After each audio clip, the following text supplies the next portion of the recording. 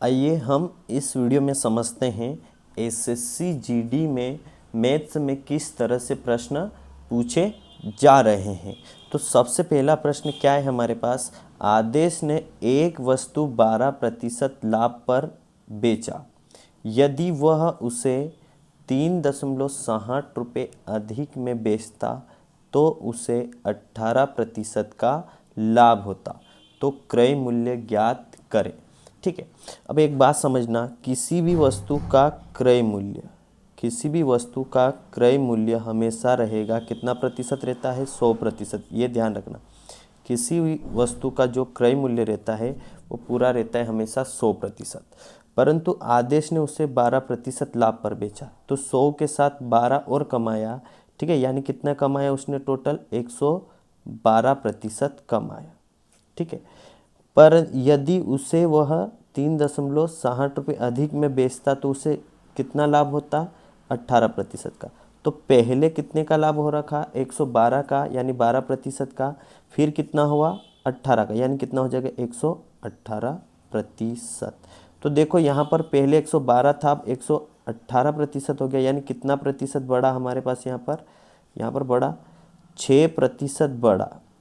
6% क्यों ज़्यादा मिला, क्योंकि हमारे पास पैसे कितने ज़्यादा हैं, 6% ज़्यादा मिला, क्योंकि हमारे पास 3.60 रुपये क्या है ज़्यादा। तो अब हम यहाँ से निकाल लेते क्या, क्रय मूल्य। तो ये क्या हो जाएगा 3.60 बट्टे में क्या आ जाएगा 6। ठीक है, यहाँ से दशमलव हटेगी, क्या लगेगी नीचे 2 शून्य। ठीक है, पर गुणा में क्या आएगा 100, क्यों, क्योंकि प्रतिशत हटेगा तो ऊपर क्या लगेगा 100। ठीक है, 2 जीरो से 2 जीरो कट जाएगी, 6 कम 6 छाछा 36, और ये जीरो वैसे की वैसे, तो कितना आ जाएगा 60 रुपये। तो हमारे पास आंसर क्या आ जाएगा 60 रुपये। ठीक है, यानी इसमें से फर्स्ट ऑप्शन हमारा क्या हो जाएगा, राइट। ठीक है, इस तरह से करेंगे। आइए अगला प्रश्न देखते हैं, अगला प्रश्न क्या दे रखा है। अगला प्रश्न है हमारे पास, एक विक्रेता को 470 रुपये अधिक मिलते हैं, यदि 10% के नुकसान पर मेज बेचने की बजाय 10% बढ़त पर बेची जाए तो मेज का लागत मूल्य ज्ञात करें। ठीक है, ये भी इसके जैसा ही सेम प्रश्न, थोड़ा ही चेंज है।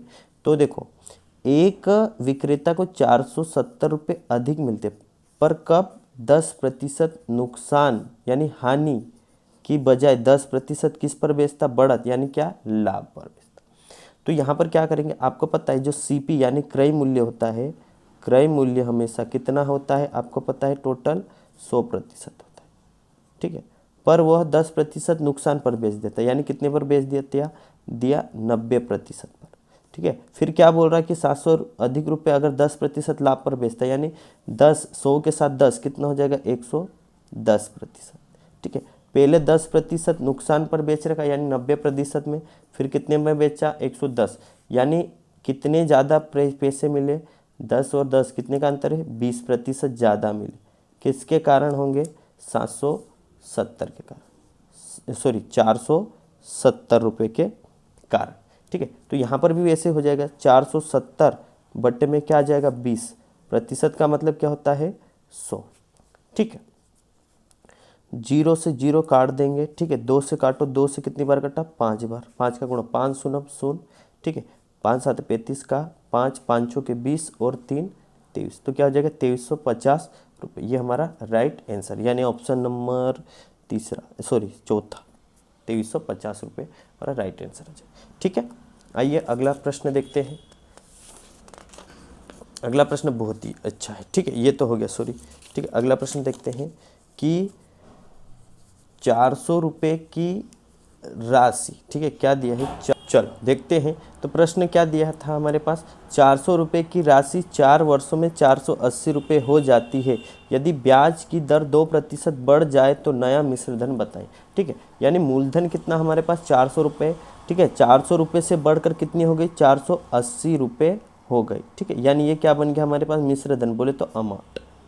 पर कितने वर्ष लगे हमारे पास, यहाँ पर कितने वर्ष में, 4 वर्ष में। ठीक है, 4 वर्ष में इतनी होगी। तो आपको पता है कि जो साधारण ब्याज होता है वो हर साल समान लगता है। तो देखो 2% बढ़ाना है, 2% बढ़ाना है, पर कितने साल तक बढ़ाना है? 4 वर्ष तक। तो बताओ कितनी बढ़ जाएगी, दर कितनी ज़्यादा मिलेगी? 4 दूना 8% ज़्यादा मिलेगी। 8% ज़्यादा मिलेगी किसके? 400 का 8% हमको और मिलेगा। कब मिलेगा? जब 2% बढ़ेगा। तो 2 जीरो से 2 जीरो कट गए, यानी 8 चौके 32, यानी 32 रुपये और मिलेंगे। इतने तो मिलेंगे, इसके साथ 32 रुपये और मिलेंगे, यानी हम 32 रुपये और जोड़ देंगे। कितना हो जाएगा? 0 और ये 2, ठीक है, 11 का 1, ठीक है, और ये क्या हो जाएगा? 500, यानी टोटल कितने मिलेंगे? 512 रुपये। यानी फर्स्ट ऑप्शन हमारा क्या हो जाएगा? राइट। ठीक है, आइए अगला समझते हैं। बहुत शानदार सवाल है अगला। ठीक है, अगला प्रश्न क्या दिया है हमारे पास कि किसी राशि पर 20% वार्षिक चक्रवृद्धि ब्याज दर से 3 वर्ष का चक्रवृद्धि ब्याज 4550 रुपये है, तो वह राशि क्या होगी? ठीक है, अब देखो यहाँ पर ऐसे प्रश्न आए तो ध्यान रखना, 20% को हम लिख सकते हैं भिन्न में, यानी प्रतिशत हटाएंगे तो क्या लगेगा? 20/100।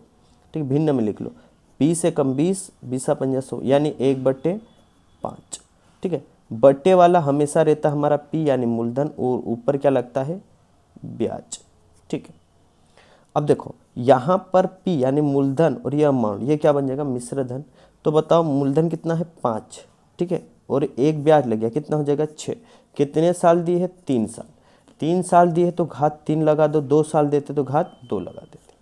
ठीक है, तो घात 3 मतलब कितना हो जाएगा? 125, और ये कितना हो जाएगा? 6 का 216। ठीक है, तो कितना बड़ा? तो आप बोलोगे 91 बड़ा। ये क्या लगा होगा? ब्याज।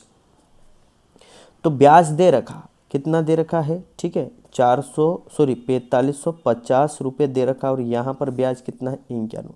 पर हमको तो मूलधन चाहिए, यानी कितना चाहिए? 125 का गुणा कर दो। ठीक है, काटोगे इसको तो 91 से 5 बार में कट जाएगा, यानी 50 बार। ठीक है, गुणा करेंगे हम यहाँ पर, तो 5 का गुणा 5 25 का 5, 5 दूना 10, और 12 का 2, ठीक है, 5 से कम 5 और 1 6, और 0 के 0, यानी कितना आ जाएगा? 6000। ठीक है, कितना आ जाएगा हमारे पास? 6250 रुपये। ठीक है, यानी कौन सा ऑप्शन? ये वाला। ठीक, राइट आंसर हो जाएगा।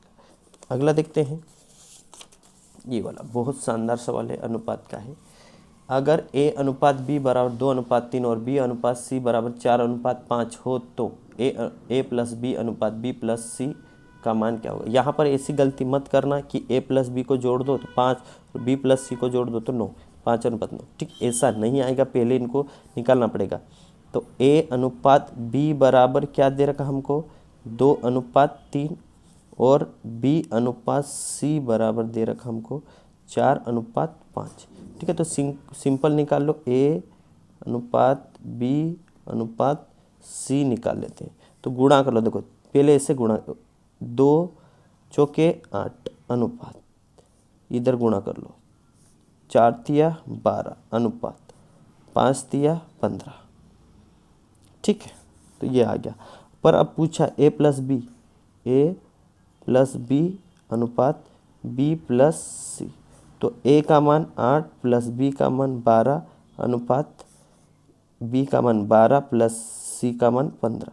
जोड़ेंगे तो कितना हो जाएगा? 20 अनुपात, ठीक है, इधर जोड़ेंगे तो कितना आ जाएगा? 27। तो ये हमारा राइट आंसर हो जाएगा, यानी ऑप्शन नंबर दूसरा। ठीक, आशा करता हूँ वीडियो अच्छा लगा होगा। अगर वीडियो अच्छा लगे तो वीडियो को लाइक और चैनल को सब्सक्राइब जरूर कर दें। ठीक है, ताकि और इसी तरह के वीडियो आपके लिए लाते रहेंगे। जय हिंद, जय भारत।